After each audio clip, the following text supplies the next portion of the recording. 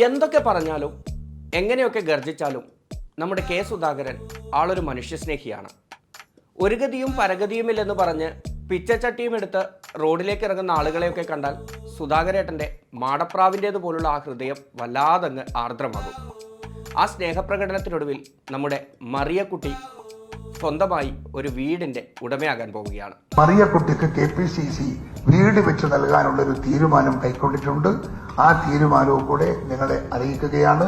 ഒരു 2 മാസം കൊണ്ട് ആ വീടിന്റെ പണി പൂർത്തിയാക്കി താക്കോൽ ദാനം നിർവഹിക്കും എന്ന് ഞാനിവിടെ നിങ്ങളെ അറിയിക്കുകയാണ്.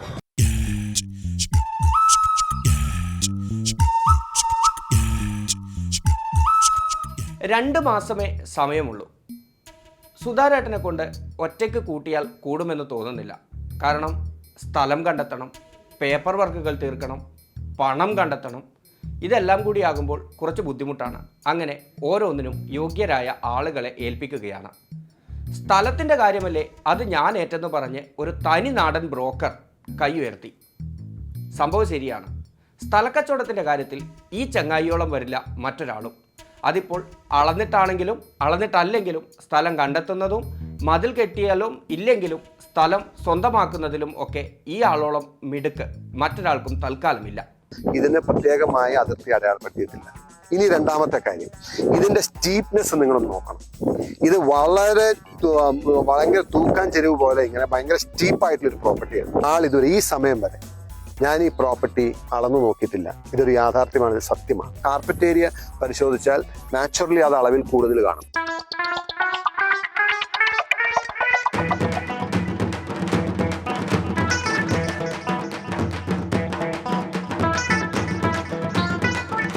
ഇനിയുള്ളത് പെർമിറ്റ് ഉൾപ്പെടെയുള്ള പേപ്പർ വർക്കുകളാണ്.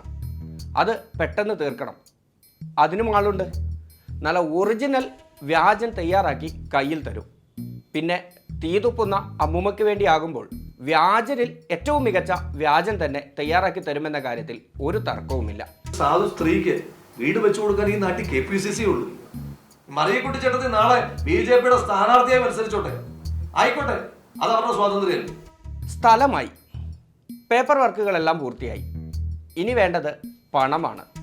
പണം അത് സുധാരേട്ടനൊരു സീനേ അല്ല.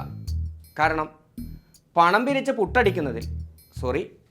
പണം പിരിച്ച് കെട്ടിടം നിർമ്മിക്കുന്നതിൽ സുധാകരൻ്റെ കഴിവ് പണ്ടേ പ്രശസ്തമാണ്. അതിനുദാഹരണമായി അദ്ദേഹത്തിൻ്റെ സ്വന്തം ജില്ലയിൽ തന്നെ ഒരു DCC ഓഫീസ് വരെയുണ്ട്. അപ്പോൾ പണത്തിൻ്റെ കാര്യം സുധാരേട്ടൻ ഏറ്റു. പക്ഷെ ചെറിയൊരു പ്രശ്നമുണ്ട്. എല്ലാ പ്രാവശ്യവും ഈ ഗൾഫിൽ പോയി പണം പിരിക്കുക എന്ന് പറയുന്നത് ഒരു ത്രില്ലില്ലാത്ത കാര്യമാണ്. അതുകൊണ്ട് ഇത്തവണ സ്ഥലമൊന്ന് മാറ്റിപ്പിടിച്ചു. അങ്ങ് അമേരിക്കയിലേക്ക് പോയി. നമ്മുടെ മറിയക്കുട്ടിക്ക് വേണ്ടിയാണല്ലോ. അപ്പോൾ നല്ല സ്റ്റൈലായി അമേരിക്കൻ ഡോളറിൽ തന്നെ ആവട്ടെ കാര്യങ്ങൾ.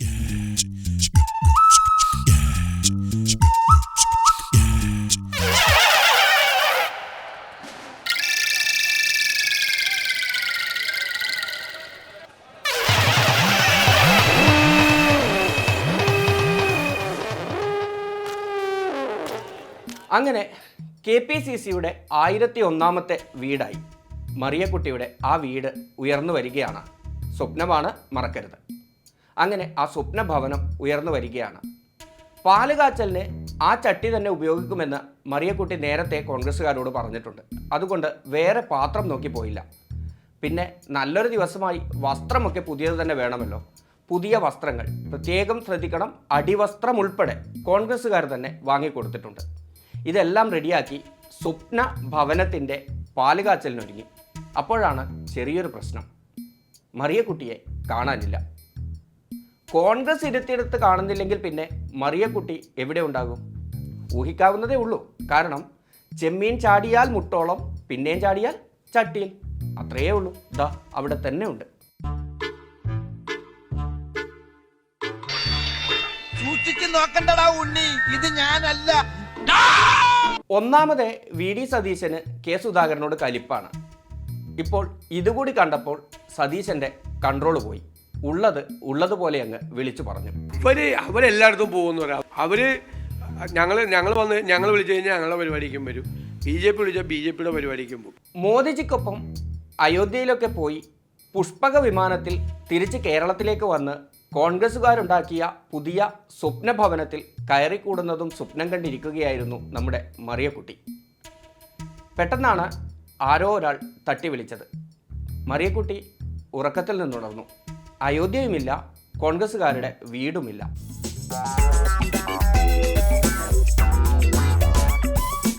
എന്നാലും KC വേണുഗോപാൽജി, നിങ്ങളുടെ ഒരു അഭിപ്രായം അറിഞ്ഞാൽ കൊള്ളാമെന്നുണ്ട്. കാരണം ഈ ആളുകളെ ഇങ്ങനെ പറഞ്ഞു പറ്റിക്കുന്നത് ശരിയാണോ? ഇവിടെ ഇരിക്കുന്ന മറിയക്കുട്ടി ചേച്ചി ഉണ്ടല്ലോ ഇവിടെ ഇരിക്കുന്നത്, അവരെ പോലെ 10,000 മറിയക്കുട്ടിമാരുടെ ശാപം നിങ്ങളെ വേട്ടയാടുമെന്നുള്ള കാര്യത്തിൽ സംശയമില്ല. സ്വപ്നഭവനം സ്വപ്നം കണ്ട് മറിയക്കുട്ടി സ്വപ്നലോകത്ത് തന്നെ തുടരട്ടെ. നമുക്ക് 1002ാമത്തെ കോൺഗ്രസ്സുകാരുടെ പറ്റിക്കലിനായി കാത്തിരിക്കാം.